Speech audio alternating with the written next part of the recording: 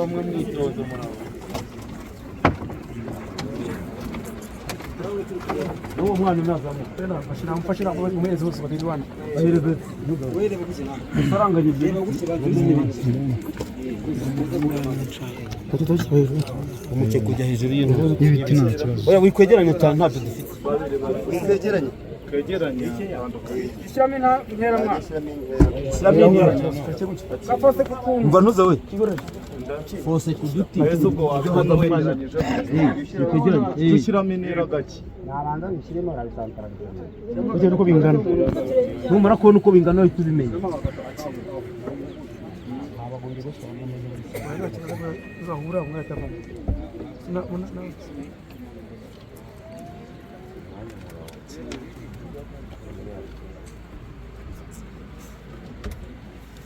None ushaka kubisanzamo ibice byawe bikeya. Ibice byose buretse gato. Wewe musore zamuka. Herezo mugabo biti aza uzamu. Nda musore. Shyiraho ugira hino kugamye. Nazo zamu cyari akira. Hano iki gice umva gitandukanye. Umva kiregeranye gitandukanye nacyo. Kandi jya kubituna. Kandi jya kutiyeje yarangira kibazo. Vamo yemwa bikorera hejuru y'umukeka. Hejuru y'umukeka. Banze umukeka hano. Oya, hanze umukeka. Ni gufe n'ubundi. Umwana ashaka zamukira kibazo. Umwana mwamuzamuye. Waje imbere hano bakakuzamura yemwa. Ushizemo na. Ba nibyo. Nibyo. Na ushyiremo kuri. Ku mutwe. Besa no muga difo yahura hari nici. Urambure uhejije kimwe. Gutyo. Kuba nibyo byiza. Ubone na imbere ubundi urambure umanye wowe ushwaza kimwe na kibazo. Murambe. Mujye mu musa kusana. Irani byo byiza. Nazo mu gufina ubundi. Nikiro ngaho. Nahora mu birenge byawuriye. Aho hepfo yora bazamuka. Iwararaho hepfo hazamuka. Iwararaho hepfo kugira ngo ugaruke hino. Wowe urambure mukekura urakwira muri ga. Uzamure gake. Hepfo se. Arashya bikora cyatsi. Bagwe ibikori. Bagwe ibikori nuza. Ibikori hose ushireho. Vamo yemwa. Bazamutse. Zamuka. Zamuka zigare umusaza. Gende manza zamuka. Hey. Muhaceho. Gitsindagire neza kigere kuri. Gitsindagire hirya. Hariya hirya wowe. Akira. Aho hantu hatsindagire. Umbaye aho hirya asho biriya. Nono shira bagwira ibikori byose. Ibikori byose bira mu biza. Naruguru hano hasi. Oya, hano hepfo no bigeze. Ibikori birahara ariko nabiza. Oya, hano hagiye stingira. Ni muzee wowe bamuzee. Wewe zana kibazo. Zana kazuzana byose. Nabishiye gutyo. Zana gutyo. Nayo mutwe. Funga na. Ahanga wafunga kuko nta. Iyo wazana ufungishamo birahari. No ku mutwe ushire ibintu.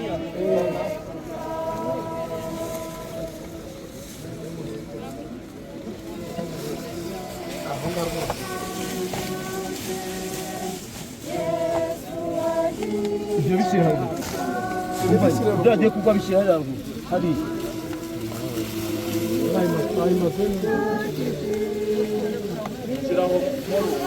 Kikunje neza icyo kigo.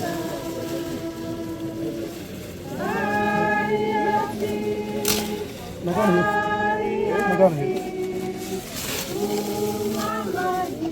Marwe, hari ibindi umbaza. Nabindi bisigaye. Ibikora byose biraje. Ndajyana neza bijyana.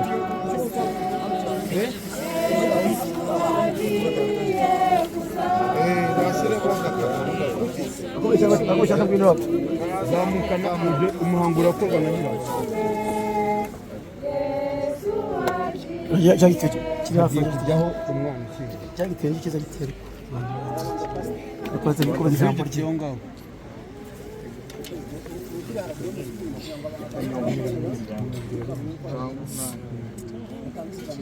mutanga umwanya abantu bawe no kubajyaho reka dutuze uretse gatuza iri ntabwo ari dutuze tubanze twumve aya magambo y'ibyiringiro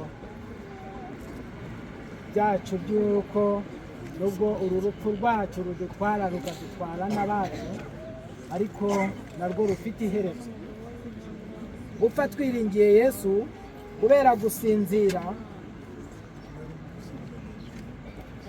gupfa twiringiye Yesu kubera no gusinzira ntawakangurwa n'amarira nta n'umwanzi ntawe umwanzi arushukaho arushukiraho gusinzirira muri Yesu ni uburuhukiro bwiza ni amahirwe y'abizeye ko bazahabwa ubugingo buhoraho gusinzirira muri Yesu no gukangurwamo nawe n'imbaraga y'umukiza ntabwo izabuzwa n'ibyago duhura nabyo gusinzirira muri Yesu kuzurwa n'ijwi ry'impanda maze ibituro babivemo abera bose barama iteka ryose aya ni amagambo y'ibyiringiro ku mukristo wese uzi neza yuko uru rupfu rwazanywe n'icyaha amaherezo ruzakurwaho ndasaba Imana kugira ngo umwuka w'Imana aduhe ibyiringiro by'ukumenya neza yuko Yesu watsinze uru rupfu ari hafi kugaruka akazura abapfuye bamwizera bamwiringiye mu bituro kugira ngo natwe abariho abazagira amahirwe akaza bagihumeka bazahindurwe mu kanya nk'ako guhumbya bamusanganije Imana ibishoboze buri wese mu izina rya Yesu. Urakoze mwene data mu ndirimbo ya 23 mu gitabo cyacu cy'indirimbo ayo magambo y'ibyiringiro abaya buri wese kubera rero ko Imana kubw'urukundo rwayo n'ubwenge bwayo yemeye ko mushiki wacu Mutoni wa Diane twakundaga asinzira muri Yesu Kristo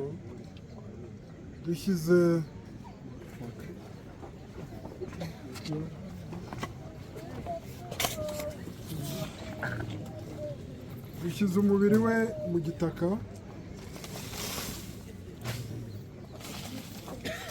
igitaka ku gitaka umukungugu ku mukungugu dufite ibyiringiro bidakuka by'umuzuko unejeje ubwo umwami wacu Yesu Kristo azaba agarutse mu bwiza bwe uwo mwami wacu niwe uzahindura uyu mubiri wacu wo gucishwa bugufi kwacu akawushushanya n'umubiri we w'ubwiza kuko afite imbaraga zo kumubasha kwiganirira byose Imana ikomeze guhumuriza umuryango Imana ikomeze guhumuriza itorero Imana ikomeze gukomeza imitima yacu mu izina rya Yesu reka dusabe ab'umuryango watoranijwe urashingura muze hano umuryango dusenzere dushyiraho abandi twigire inyuma gato mubahe inzira twigire inyuma kugira ngo baca twigire inyuma gatoya abari badufasha twigire inyuma gatoya inyuma zamuka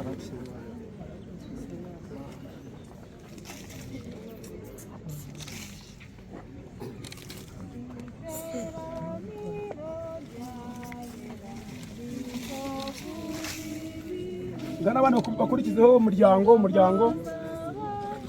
umuryango mwihute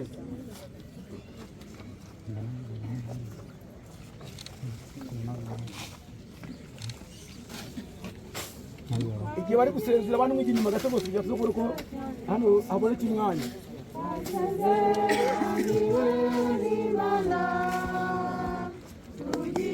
abana babigerwe igihe inyuma abana hano muhagaze abana kibindi bityo nawe ibiti birahari ibyo birahari bazane kimwe bahereze ukora buri wese.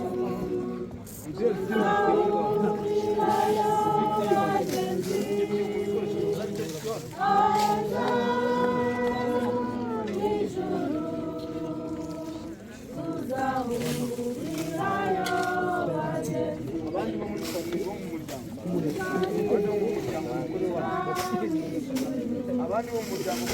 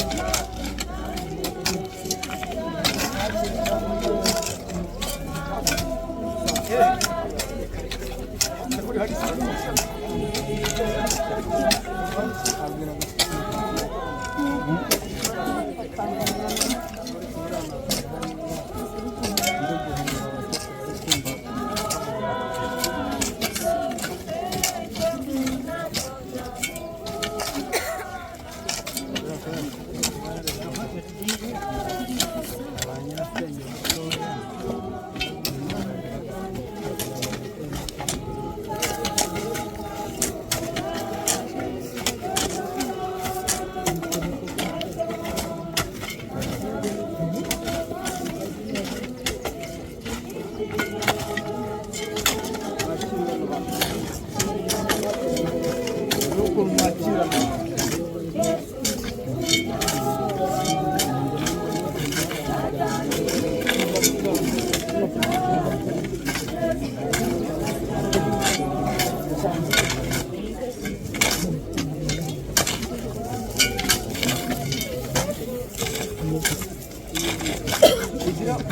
mwakira na wao mwakira wowe hajya umuntu wakira abandi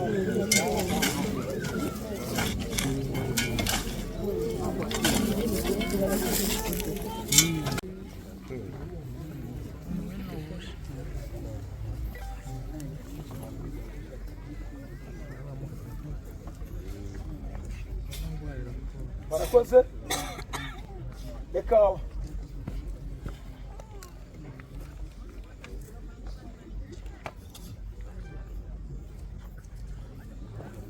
reka duhamagare umuryango wo Mutoni yashatsemo kwa nyirabukwe kwa sebukwe umugabo batambuke nabo bashyireho ururabo.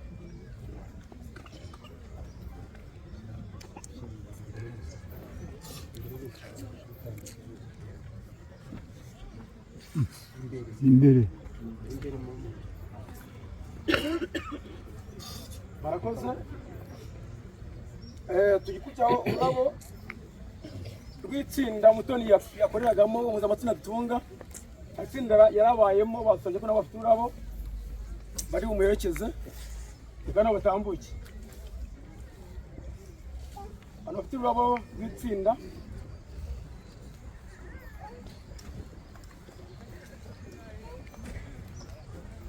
n'abandi bafite indabo batanditswe bigira hano hafi mbabone kugira ngo tuze guhabwa umwanya.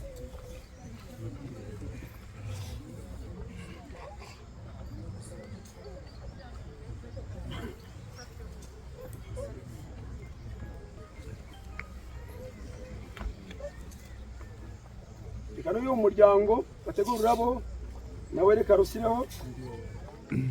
n'undi wese waba ufite ururabo turamuha umwanya kugira ngo aze arushyireho. undi muntu waba ufite ururabo arakoze cyane. ubwo ntawe rero reka nk'uko twatangiye turaha umwanya itorero wongera asoze umuhango tuze gusaba uhagarariye umuryango aduhe gahunda tugiye gukurikizaho nyuma y'uko tuva aha ngaha. murakoze. Sashimwe senga Imana Mana nziza, Mana y'urukundo, nanone reka tugushimire cyane igikorwa tubashishije gukora kikaba kigeze ku musozo. izina ryawe rihabwe icyubahiro. Tugushimiye rero uyu mwanya wari uduhaye wo guherekeza mushiki wacu. reka muri uyu mwanya twe tukiri bazima uduhe ibyiringiro by'uko mushiki wacu aho aruhukiye aha ngaha ategereje igitondo cy'umuzuko, maze natwe tukiri bazima uduhe imyiteguro kugira ngo ubwo azazuka tuzazukane. ubane natwe rero kandi ubane n'abafite imitima ishavuye. nibyo koko turababaye kubera mushiki wacu tuvuyemo, ariko twe kubabara nk'abadafite ibyiringiro, ahubwo buri wese umuha ibyiringiro bishyitse. ubane natwe rero muri uyu muhango, maze ubwo tugiye kuva hano twerekeza mu miryango ahatandukanye, uyu muryango wagize ibyago Nyagasani dukomeze kuba hafi, kandi igihe cyose tubahumurije ujye uhaba kugira ngo nabo bahumurize. fasha umutware w'uyu muryango ukomeze umuhumurize kugeza igihe uzagarukira mu izina rya Yesu. aduhe umwanya uhagarariye umuryango aturangirize gahunda tugiye gukurikizaho.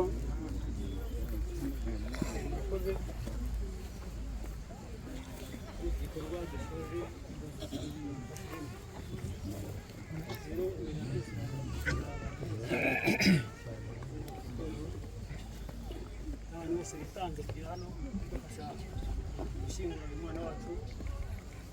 rero twamukomeye ko nyine ikiyo rero ibisobanuro bivuga ngo muri no mugire tugomba gushima ko nta ni bahitamo rero mkoze kandi Imana ikomeze kukurikiraho ko twatangiye gusezera umurambo aho Sitani yatahaga ariko umwanya ukurikiyeho turagarabira ku muhanda hameze seko nta muntu umwe n'abatista rero Imana yamugisha abantu batahazi bagende berekeza kwa Gaburiyeli, Sarufa kwa Gaburiyeli.